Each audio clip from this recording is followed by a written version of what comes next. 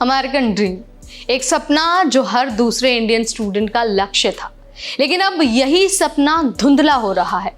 जो रास्ता कभी सीधा और साफ था, F1 वीज़ा, फिर H1B और आखिर में ग्रीन कार्ड, अब वो रास्ता उलझ चुका है, धीमा हो चुका है और कई बार बंद भी दिखता है। तो आज की इस वीडियो में हम आपको बताएंगे कि कैसे कंपनियां और स्टूडेंट्स इस बदलती हकीकत से निपट रहे हैं और अमेरिकन ड्रीम अब दिखता कैसा है, ये भी आपको बताएंगे। हाय एवरीबॉडी, मैं हूं नेहा उपाध्याय और आप देख रहे हैं NBT टेक। तो भाई, कुछ साल पहले तक चीज़ें काफ़ी आसान थी।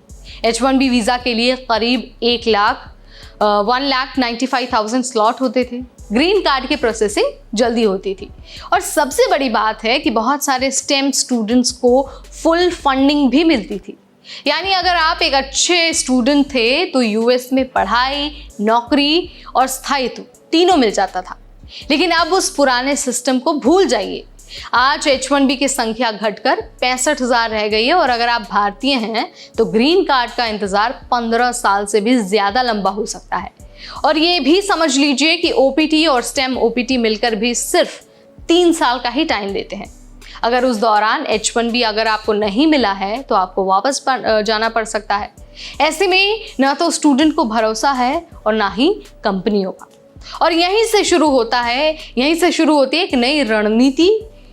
यहीं से एक नई रणनीति की शुरुआत होती है। अब कई बड़ी कंपनियां, खासकर टेक और कंसल्टिंग फर्म्स, एक नया रास्ता अपना रही हैं। वो इंडियन स्टूडेंट्स को यूएस से पढ़ाई के बाद हायर करती हैं, लेकिन उन्हें भेजती हैं अपने इंडिया ऑफिस में, हैदराबाद, बेंगलुरु और पुणे जैसे शहरों में। वहाँ पर ये ग्रेजुएट्स एक्सपीरियंस लेते हैं, काम में निखरते हैं और फिर 1 से 2 साल बाद उन्हें वापस यूएस भेजा जाता है, लेकिन इस बार high skilled, high paying roles में। और इसका फ़ायदा क्या होता है?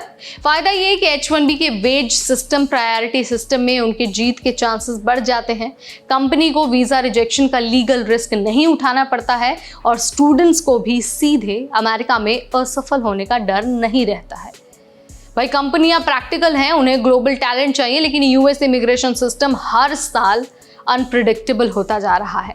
और इसी एक वजह से हायरिंग मैनेजर अब सवाल पूछते हैं कि क्यों ना हम इस टैलेंट को पहले इंडिया में ट्राई करें और फिर यूएस भेजें, जब प्रोसेस आसान हो।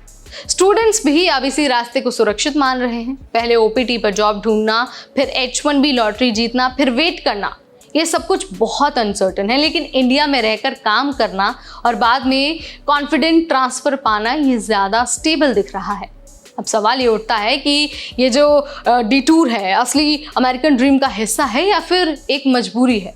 पहले अमेरिकन ड्रीम का मतलब था कड़ी मेहनत करो, मेरिट से आगे बढ़ो और मौका खुद ब खुद आपके पास चल कर आ जाएगा। लेकिन आज वो सपना एक्सक्लूसिव बन गया है, सिलेक्टिव और प्रिविलेज्ड बन गया है। सिर्फ वही लोग आगे बढ़ पा रहे हैं जिनके पास वक्त, पैसा और पेशेंस है।